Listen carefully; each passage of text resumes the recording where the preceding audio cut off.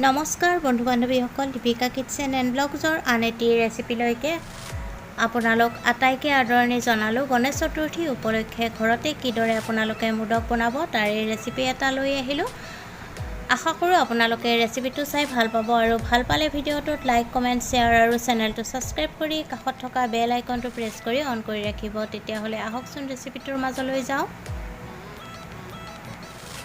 PAN এখন গৰম কৰি তাত ঘিউ দি দিব আৰু খুন্দি লোৱা আলমণ্ড আৰু কাজু কেইটামান দি দিব আৰু ৰুকি লোৱা নাৰিকল সোৱাদমতে গুড় দি অলপ ভাজি ল'ব লাগিব।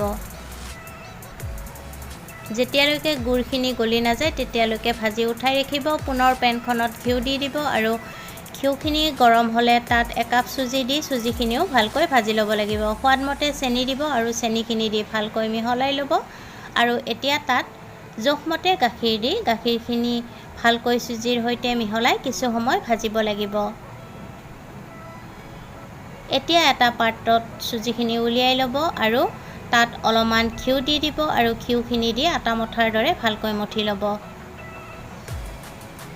এতিয়া এটা মোদক বনোৱা মৌল লৈ ল'ব আৰু মৌলটোৰ চাৰিওফালে ঘিউ মচি ল'ব আৰু তাৰপিছত তাত চুজিৰ মিশ্ৰণ দি ভালকৈ চাৰিও ছাইডে হেঁচি হেঁচি মিশ্ৰণখিনি ভৰাই ল'ব আৰু এতিয়া তাত বনাই লোৱা নাৰিকল আৰু কাজুৰ পুৰখিনি ভৰাই দিব আৰু তাৰপিছত অলপমান আকৌ চুজি লৈ মুখখন বন্ধ কৰি দিব।